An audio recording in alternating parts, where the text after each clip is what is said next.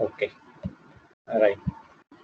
So control statements divided into two types: conditional statements and iterative statements or loops. This is what we were discussing in the last class. Okay, so conditional statements are statements which changes the flow of execution based on some condition. Okay, so various conditional statements in C we have seen like examples or statements we have taken: if statement, switch statement, break statement, and go to statement. Okay, so these are all various conditional statement, and specifically we said that break, continue, and go to are called unconditional statement. Okay, so that means they don't need any condition. Directly when you say go to so and so line, directly it jumps to that line.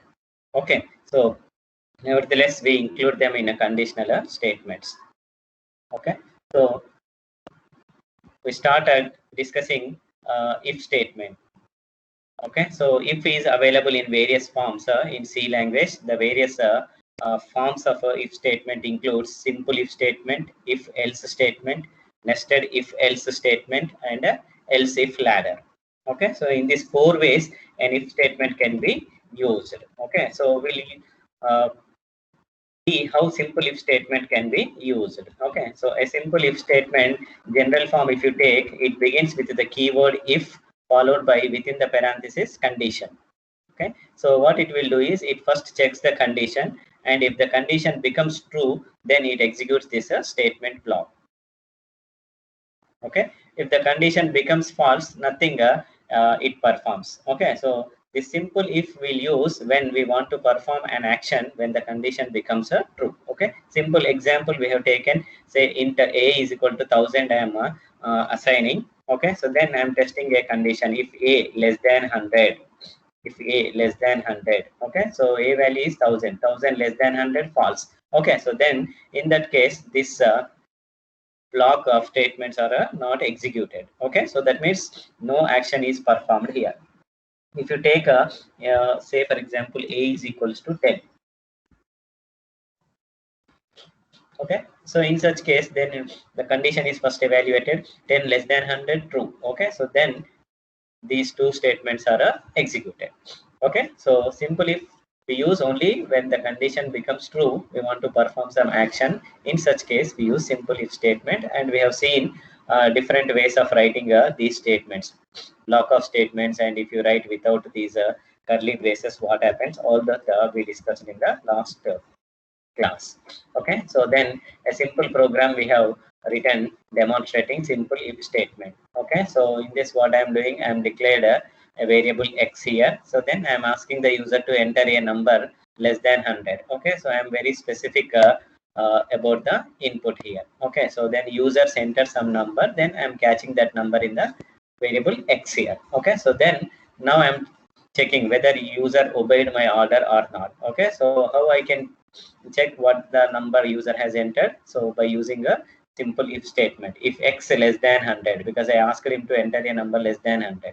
Okay, so I want to see whether he has entered the number less than 100 or not. Okay, so then I use the condition in this way, x less than 100. Okay, so assume user has entered some number 20. Okay, so 20 less than 100, true. Okay, so then because he obeyed my order, just I want to greet him. Okay, so then I print congratulations, great job. Okay, so then this will be printed on the screen because the condition is true. When the condition is true, I want to print some message to the user. Okay, so then this will happen. For example, if you execute the same program again, okay, so assume this time user has entered a number greater than like 1000 he has entered. So then when this condition is tested here, 1000 less than 100, false. Okay, so in such case it won't execute this. Okay, so then directly control comes to the next statement, which is following if that is nothing but return 0, then immediately control returns back and nothing will be printed on the screen. Okay, so this way we can use simple if when a condition, true condition is met, we want to perform some action. Yeah, okay, so then we also discussed a second form of if, that is if else statement. Okay, so the general form of if else statement, if you see, it also begins with the keyword if followed by the condition within the parenthesis. Okay, so here if else we use when we want to take an alternate action. That means when the condition is true, we want to perform one action. If the condition is false, we want to perform another action. Okay, so in such case we use this if else statement. Okay, so how it is executed, just see the general form here. So if first the condition is tested, if the condition is true, then this true block statements are executed. It executes this true block statements and skips this else part. This is not executed because condition true. We are saying that please execute these true blocks. That's it. Okay. So then after directly the control jumps to statement X here.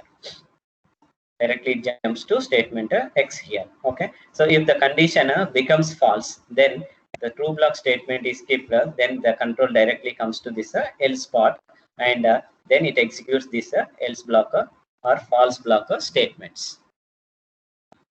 So after executing this false block, the general execution flow is sequential. So that's why control automatically comes to this statement X.